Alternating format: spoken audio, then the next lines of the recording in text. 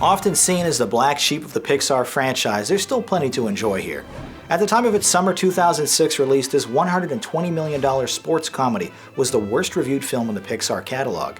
In addition to its modest worldwide cume of $462 million though, Cars is estimated to have scored a staggering $10 billion in merchandising sales just in its first 5 years. The original G-rated story was written and directed by Pixar's chief creative officer John Lasseter. The gingerly paced 1 hour and 57-minute narrative follows a rookie race car who gets waylaid in a small forgotten town off Route 66, where he begrudgingly learns the true meaning of friendship. In a world populated entirely by anthropomorphic vehicles, Owen Wilson stars as this hotshot racer, whose impatience and arrogance leaves him stranded and alone, both emotionally and physically.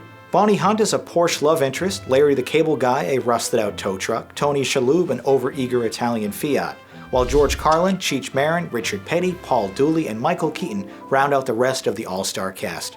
The group fit their auto personas quite well, but Larry and Shalhoub are especially great, just so long as they remain in smaller doses.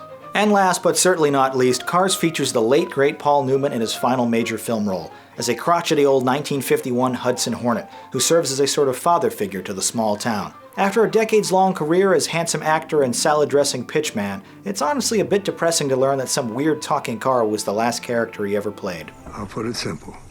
If you're going hard enough left, you'll find yourself turning right.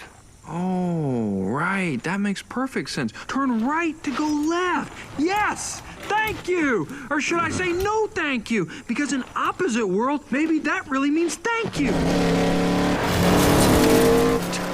Crazy grandpa car. What an idiot.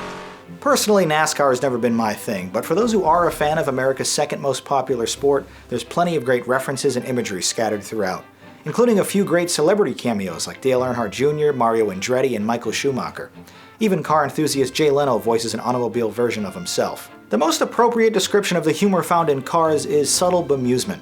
Seeing cars perform human tasks is a novel curiosity for maybe the first 10 minutes, but there's rarely a gag worth laughing at. With the notable exception of John Ratzenberger's fourth wall-breaking observation during the credits that he voices a character in every Pixar film. But that's about it. The film doesn't have any unique twist or inventive worldview like Pixar's other movies. We're not seeing the world through the eyes of an automobile, we're just seeing our world filled with automobiles. Remarking on Route 66 pre-interstate heyday, Hunt shares, Cars didn't drive on it to make great time, they drove on it to have a great time.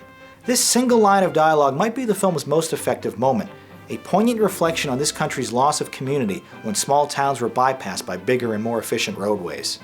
Although Pixar had the notable advantage of rendering characters without faces, the animation here still looks beautiful, especially during the races or a stunning nighttime sequence lit by neon signs. Music by Randy Newman, including an Oscar-nominated original, create a laid-back and nostalgic atmosphere that unfortunately is lost on the film's younger demo.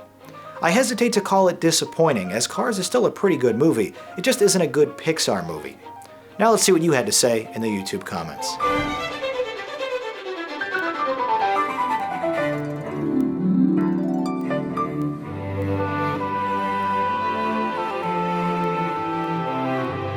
Certainly not a fan favorite, you were critical of this film's many flaws, scoring it a 6 out of 10.